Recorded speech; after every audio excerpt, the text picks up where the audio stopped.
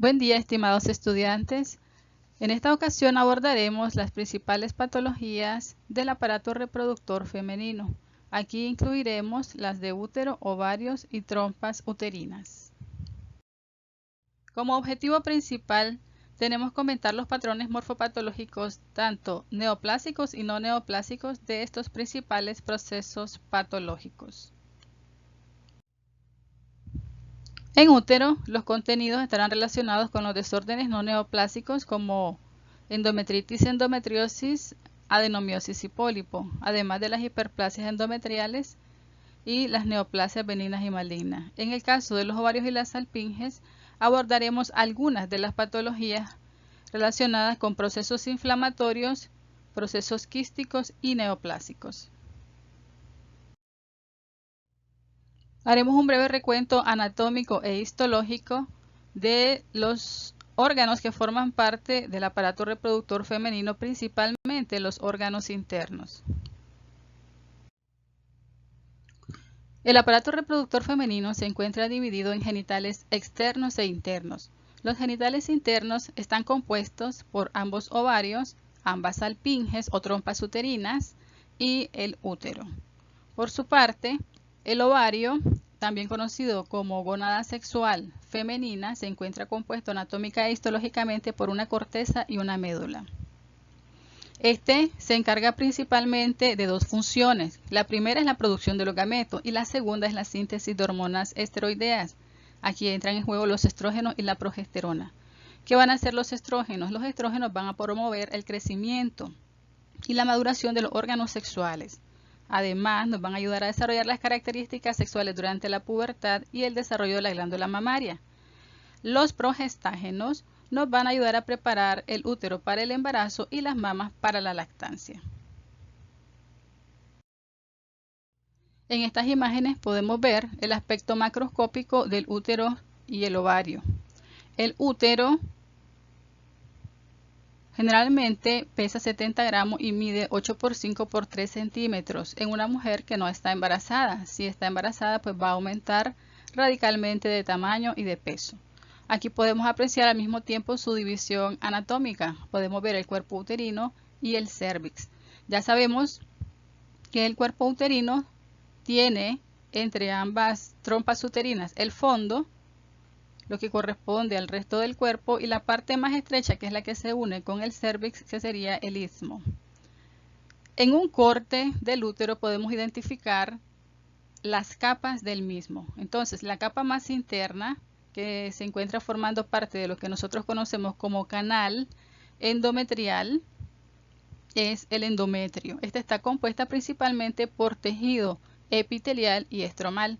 La segunda capa es la del miometrio, que está compuesta sobre todo por músculo liso, y la última capa, que sería la serosa, que no es más que un recubrimiento de la serosa abdominal. El ovario, en el ovario podemos ver pues la corteza, que está principalmente hacia la periferia, donde se localiza principalmente un cuerpo lúteo, que es este cuerpo también conocido como cuerpo amarillo, y acá también identificamos esta zona blanca, que es un cuerpo albicans, que no es más que un folículo que, posterior a haber expulsado el óvulo, pasó por el proceso de involución hasta llegar a convertirse en una cicatriz. También se le conoce con el nombre de cuerpo blanco. En esta imagen podemos identificar el aspecto microscópico del útero, la trompa y el ovario. En el caso del útero podemos reconocer sus tres capas. La más interna, que sería la mucosa, donde está constituida por el endometrio y el estroma endometrial. La más gruesa, que sería el miometrio, y la última, que está cubierta por un repliegue de mesotelio, es la serosa. En el caso de la trompa uterina podemos identificar también sus tres capas. La capa más interna sería la mucosa, la intermedia la muscular, y la capa más externa es la serosa. En la capa interna, que es la mucosa, podemos identificar el tipo de tejido epitelial, que es un epitelio cilíndrico simple. Por debajo de la misma, el tejido conectivo laxo, que es propio de esta localización. En el caso de los ovarios podemos ver dos aspectos. Un ovario con con características propias de una mujer en edad reproductiva, donde podemos observar, por ejemplo, un cuerpo lúteo y folículos en diversos estados de maduración hacia la periferia, que sería la zona de la corteza, y en este otro caso, un ovario con cambios atróficos propios de una paciente menopáusica. Para que tengamos otro aspecto microscópico tanto del ovario como del endometrio, una vista más cercana, en esta imagen podemos ver numerosos folículos primordiales, cada uno de ellos va a contener un huevito y aquí los tenemos en un mayor estado de maduración. Y en esta parte inferior identificamos 3 estados del endometrio. Podemos reconocer los dos componentes del cual forman parte. Por ejemplo, tenemos las glándulas, que serían estas estructuras tubulares, en este caso un corte longitudinal y en este caso corte transversal. El espacio comprendido entre las dos glándulas sería el estroma. La relación entre el estroma y la glándula generalmente 1:1. Esta relación es importante tomarla en cuenta porque se pierde cuando hablamos de la hiperplasia endometrial, que vamos a comentar más adelante. Entonces, este es un ejemplo de endometrio proliferativo. En el caso del endometrio secretor, observamos que las glándulas se vuelven más grandes, más tortuosas y llenas de secreción. Y en el caso del endometrio, durante la menstruación, observamos que aparte de la presencia de las glándulas y el estroma, también está presente la hemorragia. Recordemos que en este periodo, pues, como no se ha dado la fecundación ni la implantación, el endometrio tendría que perderse a través de la menstruación. En esta imagen podemos apreciar la relación entre los acontecimientos morfológicos y fisiológicos del ciclo menstrual. Podemos identificar cómo la hormona folículo estimulante y la luteínica van a favorecer el desarrollo del folículo a nivel ovárico, y en la medida que se desarrolla el folículo a nivel ovárico y se producen los estrógenos y la progesterona, se van a desarrollar tanto la fase proliferativa como la fase secretora del endometrio, dependiente de cada una de estas hormonas respectivamente. Para dar inicio al estudio de la patología de endometrio, abordaremos la endometritis. Las endometritis de manera general se clasifican en agudas y crónicas. Las endometritis agudas se relacionan principalmente a eventos secundarios a restos posparto o posaborto, y la causa de esto es principalmente de origen bacteriano. Es una población polimicrobiana constituida, entre otros, pues, por estafilococos y estreptococos. Los principales síntomas son propios de un proceso inflamatorio agudo. Vamos a encontrar dolor, fiebre, aumento del flujo vaginal y manifestaciones sistémicas propias de un cuadro meramente agudo. En el caso de la endometritis crónica, esta puede tener varias causas, pero sobre todo forma parte de un componente de la enfermedad inflamatoria pélvica, donde las principales causas están relacionadas con infecciones de transmisión sexual, entre las cuales mencionamos la Neisseria gonorrea y la Clamidia trachomatis. La enfermedad inflamatoria pélvica, pues, es una enfermedad de origen infeccioso que va a involucrar la parte inferior y superior tanto del aparato genital femenino. Entonces, estas infecciones suelen aparecer inicialmente a nivel de la vulva o la vagina y posteriormente van a ir ascendiendo hasta involucrar la mayoría de las estructuras del aparato genital, resultando como consecuencia en varios tipos de síntomas, dentro de los cuales tenemos el dolor pélvico, la sensibilidad a nivel de los anexos, puede haber fiebre y flujo vaginal. Ya comentamos cuáles son los principales agentes etiológicos. Ahora, puede ser por vía ascendente, pero también puede alcanzar estas estructuras a través de los vasos linfáticos y venosos, sobre todo secundario a procedimientos quirúrgicos. Después de esto, existen otros tipos de causas, dentro de los cuales también tenemos el tejido gestacional retenido, posparto o posaborto. Puede ser secundario al uso del DIU o bien secundario a procesos como, por ejemplo, la tuberculosis miliar. En las siguientes imágenes tenemos dos ejemplos, uno de endometritis aguda y otro de endometritis crónica. Pero primero observemos la imagen del endometrio normal. Esta sería la estructura glandular y este sería el estroma. Todo esto forma parte de la mucosa a nivel del útero. Ahora, cuando hablamos de la endometritis aguda, el cuadro principal desde el punto de vista microscópico va a estar caracterizado por la presencia de células inflamatorias, o sea, los neutrófilos que van a estar en el estroma y también formando parte del contenido de las glándulas involucradas por este proceso. En el caso de la endometritis crónica, que sería esta imagen que está a la derecha, esta sería el componente glandular y el componente estromal, todo lo que está hacia la parte superior. Uno de los principales indicios para decir que estamos ante una endometritis crónica es la presencia de células plasmáticas. ¿Por qué? Porque los linfocitos usualmente los podemos encontrar en el estroma y son ellas las que nos marcan la pauta para establecer el diagnóstico. Entonces las puntas de flecha de color amarillo nos señalan cada una de estas células. En esta imagen podemos identificar dos ejemplos más de endometritis crónica. La primera es un ejemplo de endometritis xantogranulomatosa. Podemos apreciar el componente glandular y el componente estromal como el más predominante. En el componente estromal predominan las células mononucleadas, pero de manera particular en estas zonas donde se miran unos parches más rosados claros, el componente xantomatoso a predominio de macrófagos. Y aquí a la derecha, otro ejemplo de endometritis crónica con predominio de células plasmáticas. Siempre vemos en la imagen que el componente glandular es escaso y el componente estromal es el que se encuentra sustituido por las células inflamatorias. En esta ocasión hablaremos de la endometriosis y la adenomiosis. La endometriosis es una localización ectópica del endometrio. Generalmente lo vamos a encontrar fuera del cuerpo uterino. Lo podemos encontrar en la trompa, lo podemos encontrar en el ovario, en la cavidad peritoneal y en otras localizaciones más alejadas. Y en el caso de la adenomiosis es un tejido endometrial que se encuentra localizado en las capas más profundas del útero. Recordemos que el útero tiene tres capas: el endometrio, el miometrio y la serosa. Entonces este tipo de tejido lo podemos encontrar a nivel del miometrio. La importancia clínica sobre todo de la endometriosis es que se puede relacionar a infertilidad, dismenorrea y dolor pélvico y menos frecuentemente a neoplasias malignas. Cuando este se asocia a neoplasias malignas, las que más se relacionan con este tipo de cambio son el carcinoma de células claras y el carcinoma endometrioide.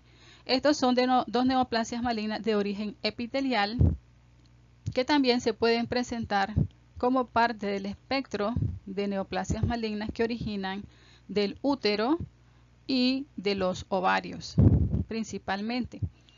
La adenomiosis, por su parte, también se puede relacionar al mismo tiempo con endometriosis y los síntomas principales están relacionados con menorragia, dismenorrea y dispareunia, así como el dolor pélvico. La endometriosis puede afectar aproximadamente a un 10% de las mujeres en edad fértil, a un 50% de las mujeres con trastornos de la fertilidad y generalmente es multifocal. Las localizaciones más comunes son estas que se muestran en la imagen a la izquierda. Veamos, los ovarios y la salpinge están dentro de los más comunes, pero también la cavidad peritoneal, el fondo del saco y algunas de las estructuras intraabdominales también pueden verse involucradas, además de la pared del recto hacia la región posterior. Menos frecuentemente se pueden afectar otros órganos que están más alejados, como por ejemplo el pulmón, los ganglios linfáticos del corazón, el hueso incluso pueden encontrarse afectados.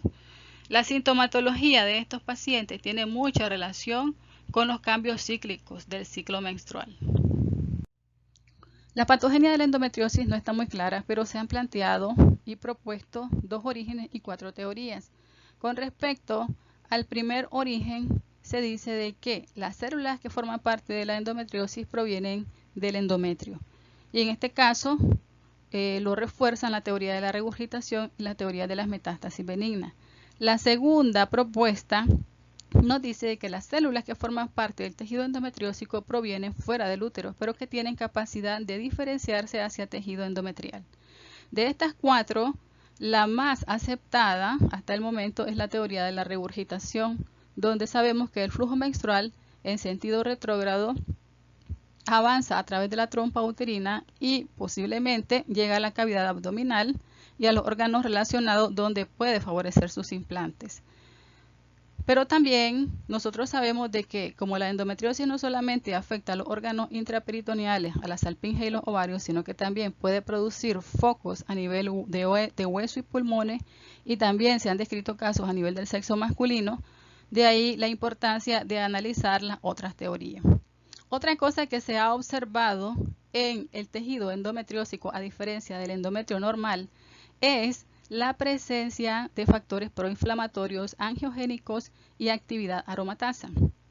La actividad aromatasa, de manera general, promueve la producción de estrógeno y ácido retinoico a partir de las células del estroma.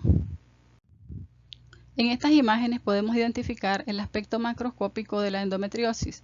La primera afecta a nivel intestinal. En la zona donde está la flecha blanca podemos apreciar 3 focos de color café de aspecto hemorrágico que comprometen los bordes de las asas intestinales, principalmente los bordes mesentéricos. Y a este nivel encontramos un corte de un ovario, donde lo que más llama la atención es la presencia de este contenido café de aspecto hemorrágico, que cuando se encuentra en gran abundancia puede dar lugar a la formación de espacios quísticos achocolatados. Microscópicamente, aquí podemos ver también 2 imágenes. La primera hace referencia a un panorámico de la pared del intestino grueso, donde a nivel específicamente de la mucosa, en esta área que sobresale hacia la luz del mismo órgano, hay un foco compuesto por glándulas y estroma endometrial. A mayor acercamiento, esta glándula y este estroma endometrial se caracterizan principalmente las glándulas por poseer unas secreciones.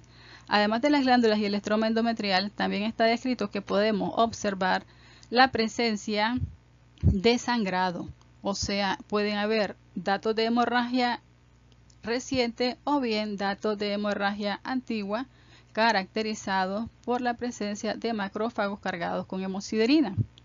Podemos notar la diferencia del tejido endometriósico con respecto al tejido que normalmente prevalece en esa zona. Fíjense cómo esto, si es intestino grueso, pues vamos a observar criptas compuestas por células mucosas principalmente. La hiperplasia endometrial, como ya habíamos abordado cuando estudiamos las adaptaciones celulares, se define como un aumento en el volumen del órgano por un aumento en el número de células. La hiperplasia endometrial es un ejemplo de hiperplasia patológica y se caracteriza por una proliferación exagerada específicamente del endometrio, o sea, la capa más interna del útero. Esta proliferación es secundario a una sobreestimulación hormonal, y en este caso las hormonas que más interactúan para que se promueva esta proliferación son los estrógenos, pero sin oposición de los progestágenos.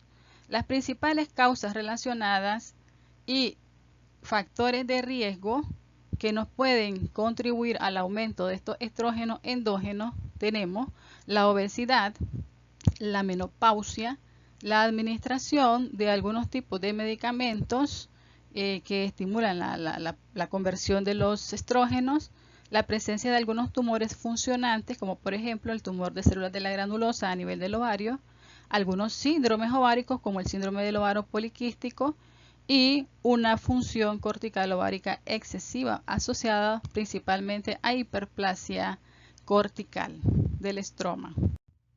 En esta diapositiva podemos ver un poco acerca de la patogenia de la hiperplasia endometrial y la relación que tiene con un gen que se llama PTEN, caracterizado por ser un gen supresor tumoral. Podemos ver también que dentro del contexto de los adenocarcinomas de endometrio, el 30 al 80% se van a relacionar a este tipo de mutaciones. Por eso se piensa que la mutación de este gen dentro del contexto de una hiperplasia endometrial principalmente atípica tiene una estrecha relación en la tumorogénesis del adenocarcinoma endometrial. Normalmente el PTEN va a codificar para una proteína que se llama fosfatidilinositol 3-sinasa. Este va a ejercer un control negativo sobre este tipo de proteína. Cuando el petén pierde entonces esta función, se va a mejorar la expresión de los genes Diana dependientes de los receptores de estrógeno en las células endometriales, y esto va a favorecer el crecimiento excesivo de los tipos celulares a nivel del endometrio. La hiperplasia endometrial, desde el punto de vista microscópico, se clasifica en típica y atípica. Independientemente de que sea típica o atípica, lo que vamos a observar es un aumento en el número de glándulas. Recordemos que cuando comentábamos lo de la histología normal del endometrio, decíamos que la relación entre las glándulas y el estroma era 1:1. En el caso de la hiperplasia endometrial, esta relación se estrecha y vamos a ver cómo hay mayor cantidad de glándulas, y se puede ver mejor en las imágenes superiores de la derecha y las imágenes inferiores. Con respecto a lo típico y a lo atípico, aquí ponemos en práctica los conocimientos que estudiamos en la clase introductoria de neoplasia. Las células de las glándulas van a estar con mayor relación núcleo-citoplasma. Arquitecturalmente las glándulas van a estar más pegadas, van a mostrar cierto grado de hipercromasia, incluso la presencia de algunas mitosis atípicas. En el caso de las neoplasias uterinas, aquí pueden originarse varios tipos. Pueden haber neoplasias benignas y malignas, y pueden haber neoplasias de origen epitelial y mesenquimal. Las más comunes, hablando de malignidad, son las de origen epitelial, y hablando de las neoplasias benignas, las más comunes son las de origen mesenquimal. En el caso de las de origen epitelial, la neoplasia más común es el adenocarcinoma, que origina específicamente a nivel del cuerpo uterino, específicamente del endometrio. El adenocarcinoma endometrial, que es uno de los más comunes, representa aproximadamente el 7% de todos los cánceres invasivos en las mujeres, que origina del aparato reproductor femenino, pero eso en Estados Unidos. De hecho, se sabe que esta neoplasia antes era menos común que el cáncer de cuello uterino, pero como las campañas de detección y erradicación de las lesiones precursoras del cáncer de cervix son fuertes a ese nivel, entonces la relación que nosotros antes conocíamos actualmente se ha invertido. Con respecto a este tipo de neoplasia, también se describe que existe un aumento en el número de mujeres más jóvenes. Este es el tipo más común de carcinoma de endometrio, y se clasifica en dos grandes grupos. Tenemos el grupo 1, que afecta a mujeres entre la quinta y la sexta década de la vida, y se relaciona principalmente con un adenocarcinoma de tipo endometrioide.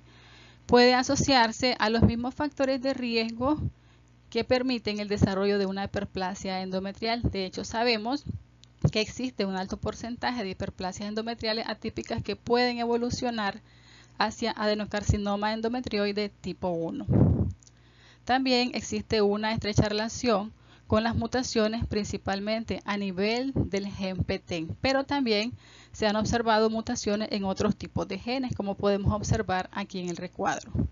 Y el tipo de tumor más común es el endometrioide. En el caso del grupo número 2, sabemos que el grupo etario más afectado son personas más o menos una década mayor en comparación al de tipo 1. Se encuentran relacionados principalmente a la atrofia del endometrio, y los tumores más comunes son el seroso, el de células claras y el tumor mülleriano mixto maligno, también conocido como carcinosarcoma. Dentro de sus antecedentes encontramos otro tipo de lesiones. Ya en el adenocarcinoma endometrioide era la hiperplasia, pero en este carcinoma seroso podemos encontrar una denominada carcinoma intraepitelial endometrial seroso. En este tipo de tumores se dice que existe una mutación temprana de un gen del cual yo les había comentado, que es el TP53, también conocido como el guardián del genoma, y que forma parte de los genes supresores tumorales.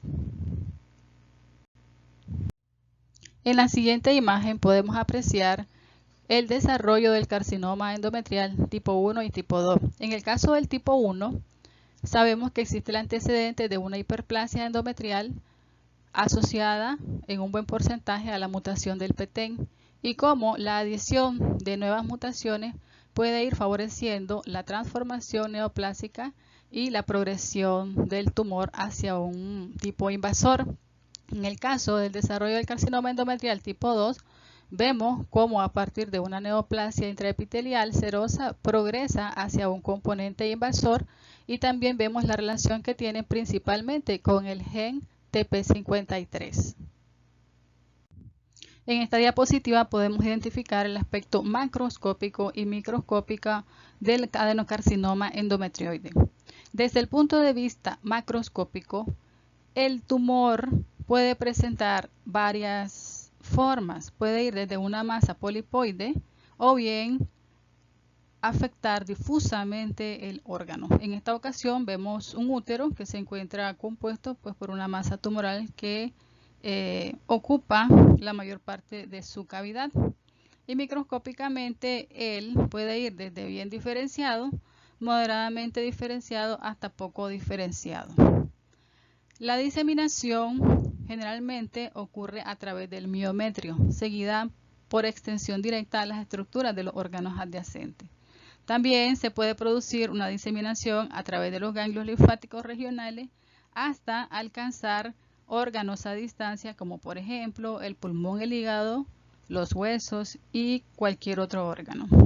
Entonces, en esta imagen superior de la derecha podemos apreciar un carcinoma endometrioide bien diferenciado porque recuerda muchísimo a las glándulas del endometrio normal, con la diferencia que entre ellas no se va a interponer el estroma que normalmente nosotros reconocemos desde el punto de vista histológico. En la medida que se van adicionando áreas más sólidas y se van perdiendo los componentes glandulares, entonces el adenocarcinoma va evolucionando hacia un proceso de moderadamente diferenciado a poco diferenciado cuando este componente sólido representa más del 50% de toda la neoplasia.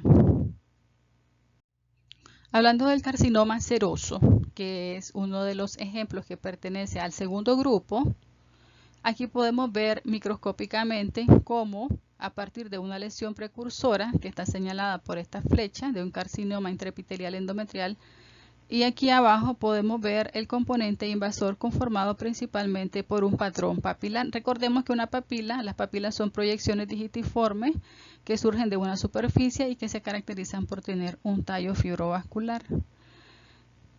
También podemos identificar en las imágenes de la derecha la expresión de un antígeno a través de la técnica de inmunohistoquímica. En este caso, como sabemos que dentro del proceso de la carcinogenia está involucrado el P53 y que se encuentra a nivel nuclear, entonces en este tumor es fácil identificar la expresión del mismo a través de este cambio de coloración en la neoplasia. Otro tipo de tumores que podemos identificar es el carcinosarcoma. El carcinosarcoma, también conocido como tumor mülleriano mixto maligno, está descrito que es una neoplasia de origen epitelial. Este tumor es considerado un tumor mixto. Puede tener un componente epitelial, como este que les estoy señalando aquí, que forma las glándulas, y un componente estromal. El componente epitelial usualmente está compuesto por un carcinoma endometrioide o un seroso. Y el componente mesenquimal, que sería todo lo que está entre las glándulas, está compuesto por sarcoma estromal o bien por un leiomiosarcoma, que son dos neoplasias malignas que originan del útero propiamente dicho. Cuando las neoplasias sarcomatosas que forman parte de este tumor no originan del útero, entonces se les denominan componentes heterólogos, dentro de los cuales podemos tener diferenciación hacia tumores mesenquimales que también ya hemos estudiado, como por ejemplo el rhabdomiosarcoma, que es un sarcoma que origina del músculo cardíaco, condrosarcoma, que ya sabemos que es un tumor maligno que origina de los condrocitos. Además, desde el punto de vista genético, también se ha visto que comparte mutaciones con el PTEN, el TP53, lo cual sugiere una estrecha relación con los carcinomas que ya hemos venido estudiando. Otro grupo de neoplasias que representan menos del 5% de los cánceres del útero, tenemos los cánceres de endometrio que incluyen las neoplasias del estroma mezclados con glándulas benignas que se llaman adenosarcomas y neoplasias puras del estroma que se asemejan a las células del estroma endometrial. Las neoplasias del estroma endometrial se van a dividir principalmente en dos categorías, en nódulos estromales benignos y en sarcoma del estroma endometrial. Luego, el sarcoma se puede dividir en bajo grado y en alto grado. Eso va a estar en dependencia de los criterios que ya estudiamos para hablar de diferenciación. En esta imagen está la estadificación anatomopatológica del carcinoma endometrial. Recordemos que cuando hablamos de estadificación nos estamos refiriendo al TNM, al tamaño del tumor, a la evidencia o no de metástasis a los ganglios linfáticos y a la M, a la evidencia o no de metástasis a distancia. Entonces, en el estadio 1, el carcinoma todavía va a estar confinado al cuerpo uterino. En el estadio 2 puede extenderse hasta el cuello. Ya en el estadio 3 y 4, este se va a encontrar fuera de la cavidad uterina. Otras de las neoplasias que vamos a estudiar a nivel del útero son las de origen mesenquimal, pero las que derivan específicamente del miometrio. Sabemos que las neoplasias que originan del miometrio son las más comunes y dentro de esas la más común es la benigna. La benigna se llama leiomioma y la maligna se llama leiomiosarcoma. Ya eso lo habíamos estudiado cuando hablamos de las nomenclaturas de los tumores. La prevalencia de los leiomiomas a nivel del útero es de un 1 a un 10%. Pero como también lo podemos encontrar durante el embarazo, su frecuencia puede ir desde un 0.09 hasta un 3.9% y podría aumentar hasta un 17.3%, sobre todo en aquellas mujeres que tienen su primer embarazo después de los 30 años de edad. La mayoría de estos tumores tienen un cariotipo normal, pero en un 40% de los casos se han identificado algunas mutaciones, principalmente a nivel del cromosoma número 12. Desde el punto de vista clínico, el sangrado anormal es una de las manifestaciones más comunes, pero también podría ser asintomático. Y existen algunas variantes de leiomioma. Por ejemplo, está la leiomiomatosis intravenosa, que se da principalmente a nivel de los grandes vasos, como la vena cava y las cámaras cardíacas, y la leiomiomatosis peritoneal diseminada, pues que está conformada por numerosas estructuras leiomiomatosas dentro de la cavidad peritoneal. Cuando los leiomiomas se presentan durante el embarazo, un 20 y un 30% de los mismos puede encontrarse aumentados de tamaño, pero la mayoría de ellos no va a modificar su tamaño. Sin embargo, cuando aumentan de tamaño, ellos pueden experimentar un aumento hasta del 25% con respecto al tamaño original. Si los miomas son múltiples o son muy grandes, podrían generar algunas complicaciones durante el embarazo, como por ejemplo amenaza de aborto, presentaciones anómalas, placenta previa, desprendimiento de placenta, inercia uterina, hemorragias, en fin. Y muy raramente podría verse también una transformación maligna. Morfológicamente, en el aspecto macroscópico, sabemos que ellos la mayoría de las veces son únicos. Pero en esta imagen nosotros podemos ver que en este útero que se encuentra cortado por su eje mayor, está afectado por numerosas estructuras. ¿Ya? Entonces aquí macroscópicamente podemos ver que varían en cuanto a su tamaño, pero que tienen en común que son masas relativamente firmes, de bordes bien delimitados, de crecimiento expansivo. Morfológicamente, en dependencia de donde ellos se encuentren ubicados, pueden ser intramurales si se encuentran específicamente dentro del miometrio, submucosos si se encuentran protruyendo hacia la luz de la cavidad endometrial, y subserosos cuando se encuentran muy en relación a la serosa del mismo órgano. Microscópicamente, como es una neoplasia benigna, las células que vamos a observar van a ser idénticas a las del músculo liso. Fíjense bien que los núcleos son alargados, tienen dos polos y no se observan ni mitosis atípica ni anaplasia. Los sarcomas del útero son generalmente un grupo raro, heterogéneo y muy agresivo de neoplasias. Ya sabemos que son malignas. En el caso del leiomiosarcoma, que es el que vamos a ver ahorita, es el tumor maligno y es la contraparte del leiomioma. Como es maligno y origina del músculo liso, lo denominamos leiomiosarcoma. Este se puede presentar en edades posmenopáusicas y conduce frecuentemente a una diseminación y muerte temprana.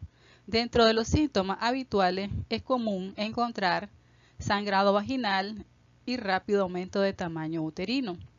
También se puede acompañar de dolor pélvico, fetidez o síntomas de presión pélvica, así como de diversos grados de anemia. Ellos recurren frecuentemente después de la cirugía. Estos son los órganos más involucrados, siempre el pulmón, pero también puede estar hueso y cerebro. La diseminación también puede involucrar la cavidad abdominal y la supervivencia puede ir desde un 40 hasta un 15% a los 5 años. Esto va a estar en dependencia de la morfología. En los tumores que son más anaplásicos, como podemos observar en esta imagen, pues la sobrevida será mucho menor. En esta imagen microscópica nosotros vemos cómo el tumor, a diferencia de la lámina anterior, las células son más grandes, más hipercromáticas y las mitosis son más numerosas. Estas están señaladas por las puntas de las flechas.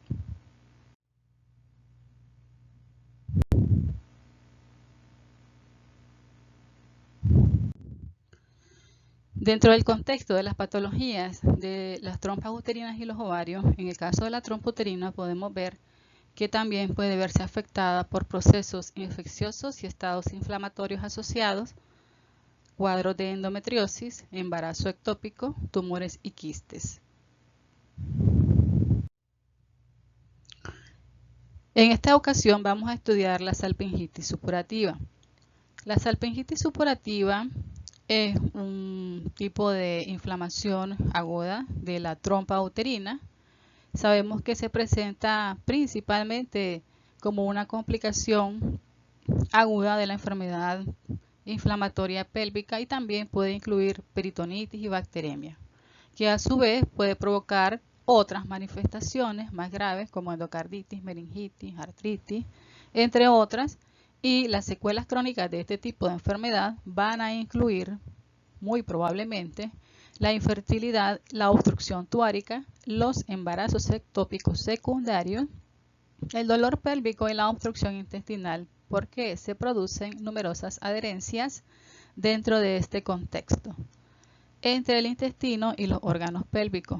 También está descrita la salpingitis granulomatosa, que sabemos que es más prevalente, donde la tuberculosis pues, es más común. En los Estados Unidos esta patología representa aproximadamente del 1 al 2%. En estas imágenes macroscópicas y microscópicas nosotros podemos apreciar un corte de una trompa uterina dilatada dentro del contexto de un proceso inflamatorio agudo. Microscópicamente en la salpingitis supurativa nosotros aquí podemos apreciar parte de la mucosa con extenso infiltrado inflamatorio agudo y compromiso del tejido epitelial y la lámina propia, así como de la luz del órgano. Aquí tenemos otro ejemplo, pero muy panorámico, para que apreciemos que dentro del contexto de la salpingitis aguda, la luz se encuentra extensamente ocupada por este material purulento y en la salpingitis crónica ya se hace más evidente después de la inflamación crónica y los intentos de reparación, la formación de numerosas adherencias que son las que pueden generar las complicaciones que ya se describieron. El embarazo ectópico, como su nombre lo dice, es un embarazo que sucede fuera de su ubicación habitual a nivel del útero. Este es una condición potencialmente mortal. Representa aproximadamente su incidencia de un 1 a un 2%. La mayoría de los embarazos ectópicos se van a producir a nivel de la trompa uterina y de todos los segmentos de la trompa uterina, el más afectado suele ser el de la ampolla, entre un 70 y un 80%. Existen algunos factores de riesgo significativos para que se pueda producir un embarazo ectópico, pero el más común es el antecedente de haber padecido una enfermedad inflamatoria pélvica.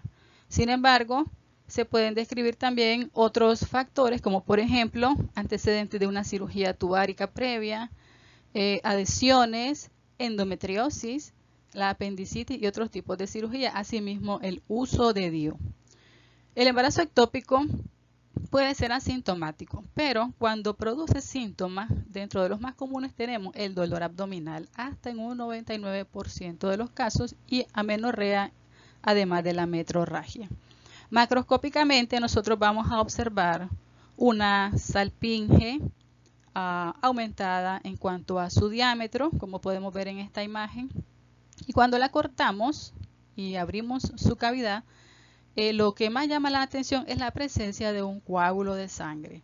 Dentro de este coágulo de sangre también podemos encontrar partes del embrión o un embrioncito completo, como se puede observar en esta imagen, donde por las características externas parece ser un embrión entre la sexta y la séptima semana de vida.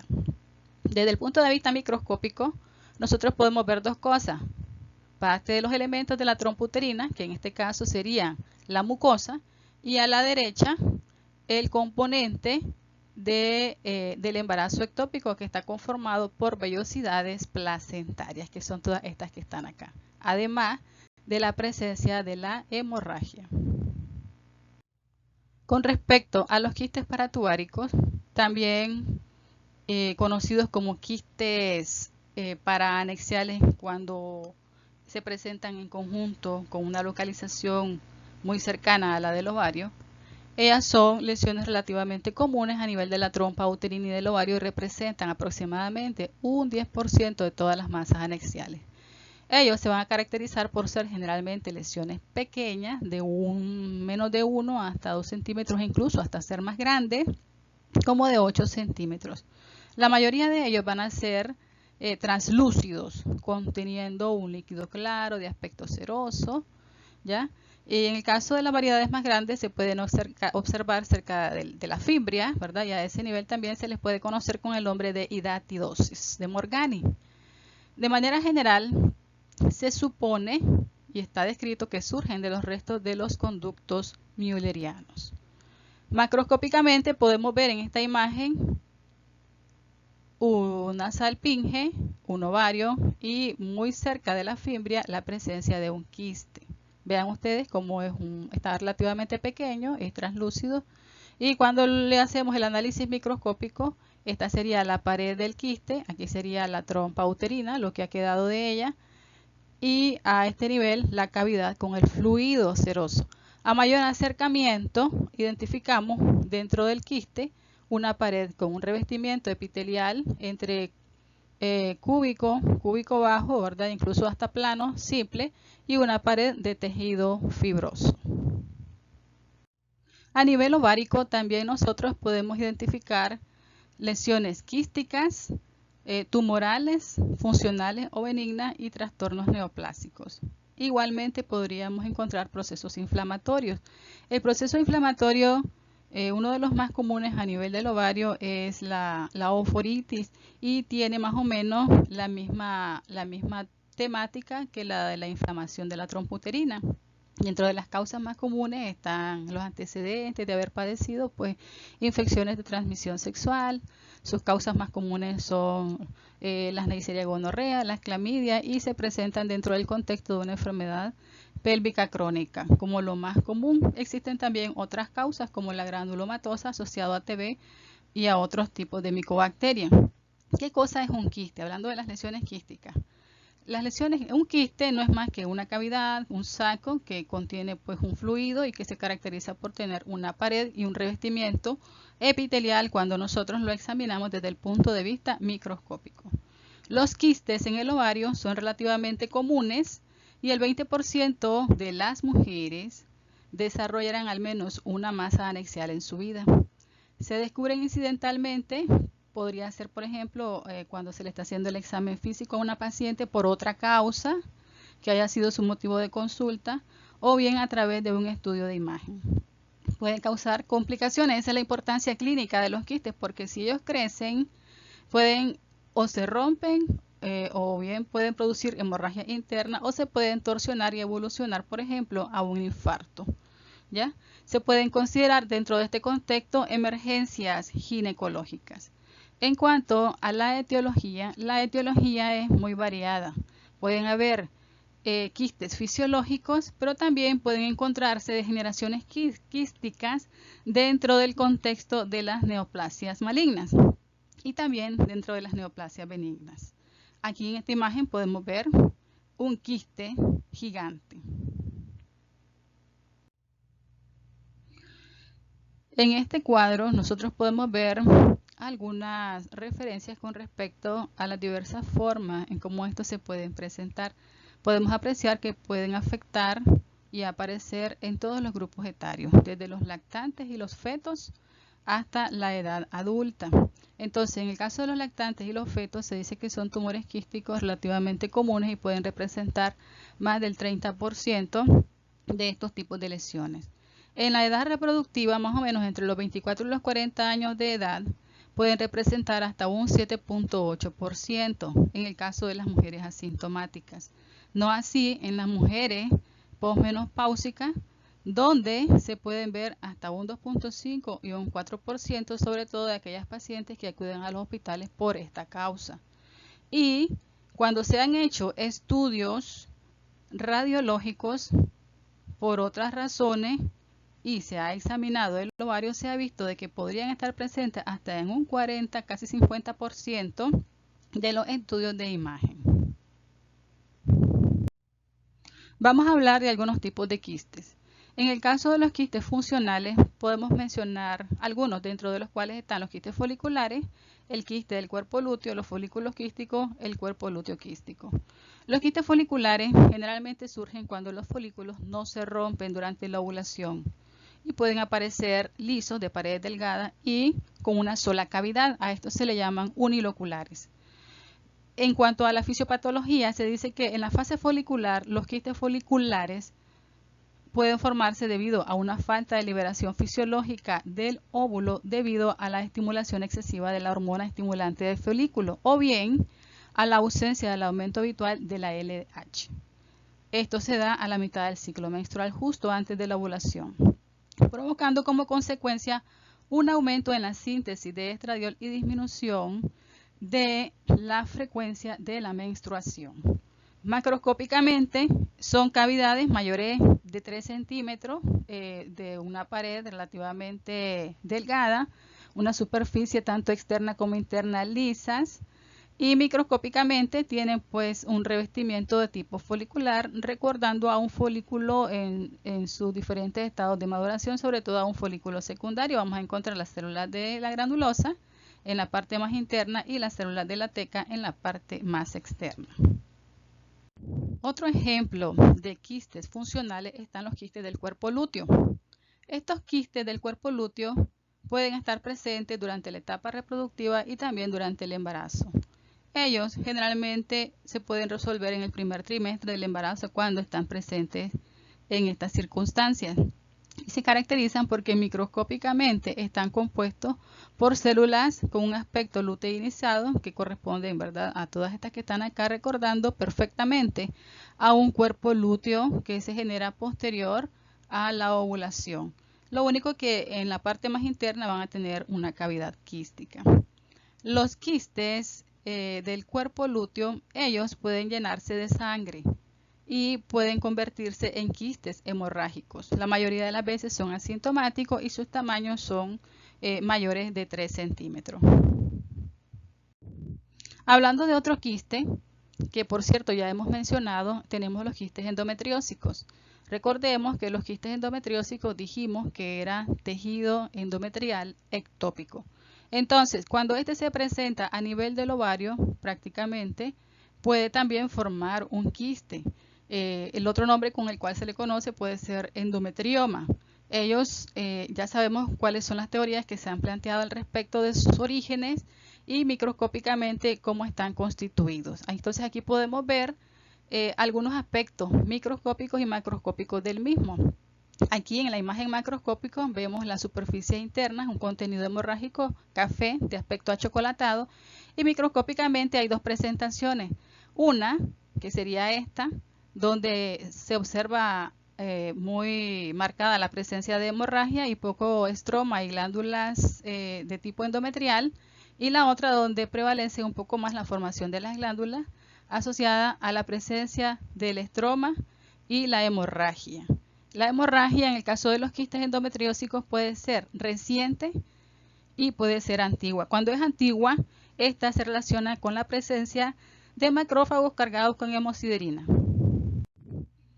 Con respecto a los tumores de ovario, estos pueden ser benignos y malignos. El 80% de ellos son benignos y ocurren principalmente en mujeres jóvenes, o sea, entre los 20 y los 45 años de edad. También existen otros grupos denominados borderline o tumores de malignidad indeterminada que van a afectar a gente de mayor edad. Y por otro lado, menos frecuente, los tumores malignos, que son comunes en mujeres entre los 45 y los 65 años de edad. De manera general se dice que es la quinta causa más común de muerte por cáncer en mujeres en Estados Unidos, hablando específicamente de los malignos.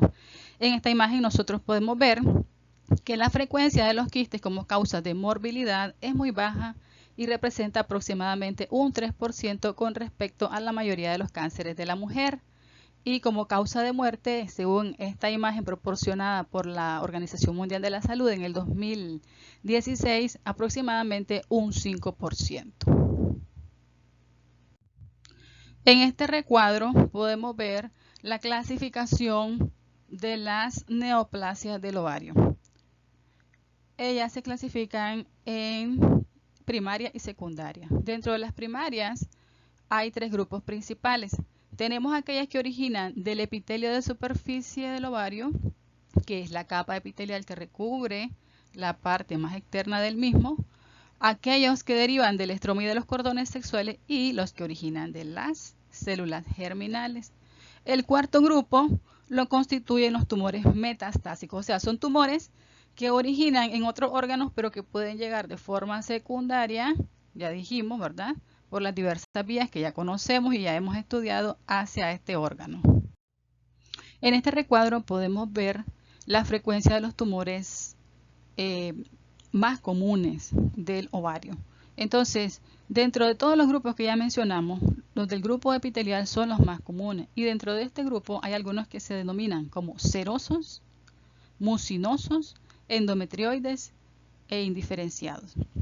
Dentro de este grupo, en el grupo de los que derivan del estroma y de los cordones sexuales, uno de los más comunes es el de las células de la granulosa, y en el caso de los germinales son los teratomas. Entonces, esto es lo que está plasmado en este cuadro. Aquí en esta fila podemos ver el porcentaje de malignidad por cada grupo y el porcentaje de bilateralidad. Entonces, la mayoría de los epiteliales son los que se caracterizan por ser bilaterales, independientemente que sean benignos o malignos.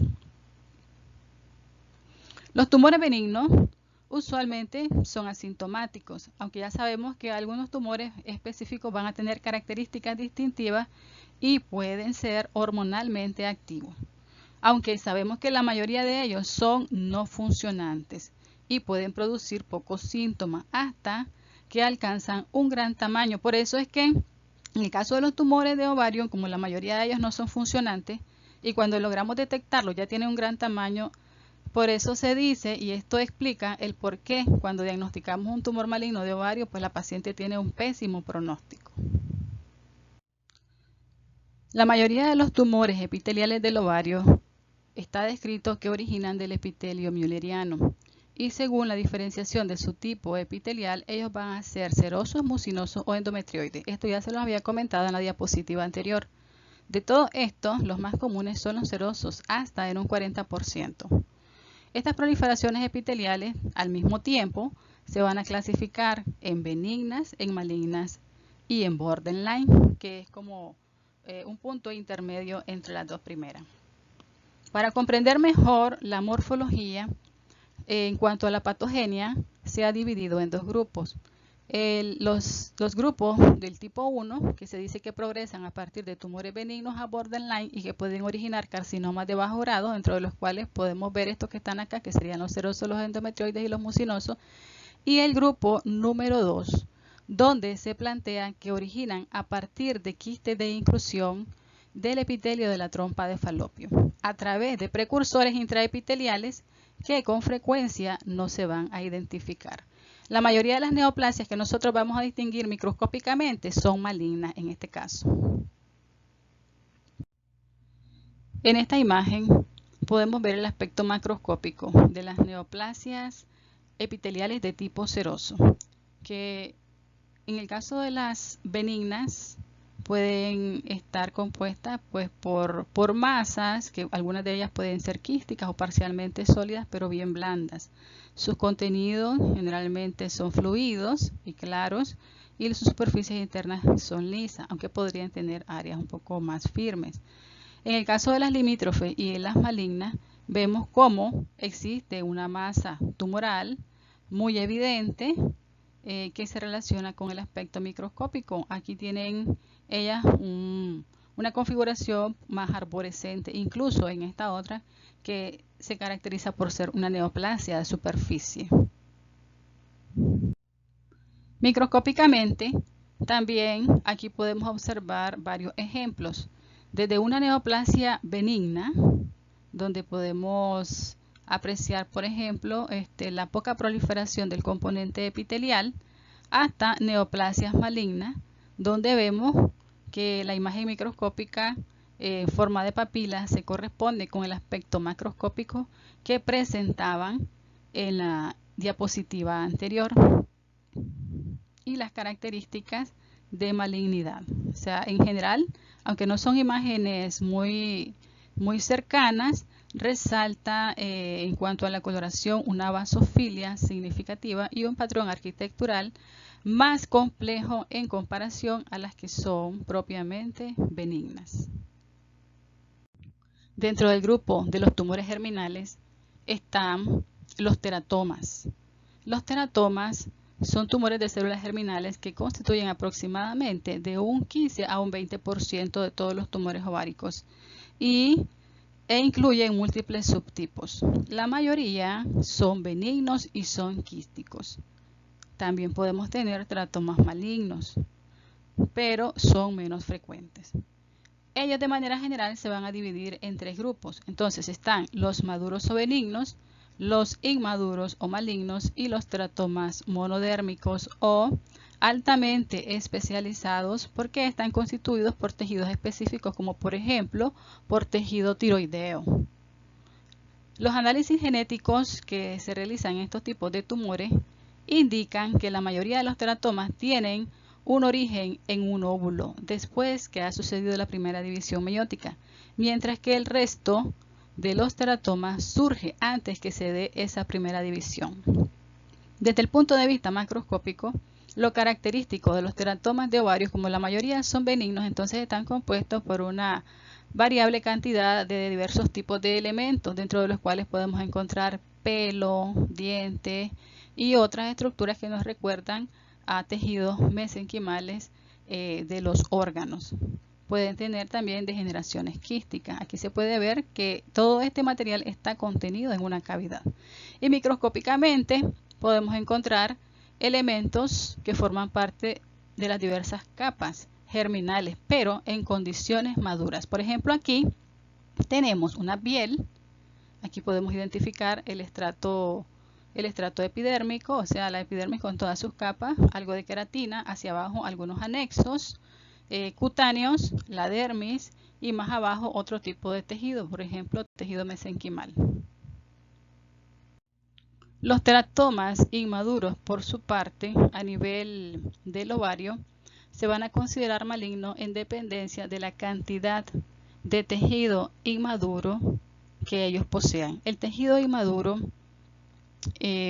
va a estar morfológicamente relacionado con las células de la etapa embrionaria, o sea, con el aspecto microscópico que ellas tenían durante ese periodo. Entonces aquí en esta imagen podemos ver Dos aspectos microscópicos de teratoma inmaduro, donde predominan componentes inmaduros a nivel de la neoplasia. Se les agradece su atención, jóvenes. Esto es todo lo que hemos abordado con respecto a algunas de las patologías que afectan los órganos internos del aparato reproductor femenino, siempre invitándolos a que revisen su texto básico. Recordemos que la clase es una guía. Saludos.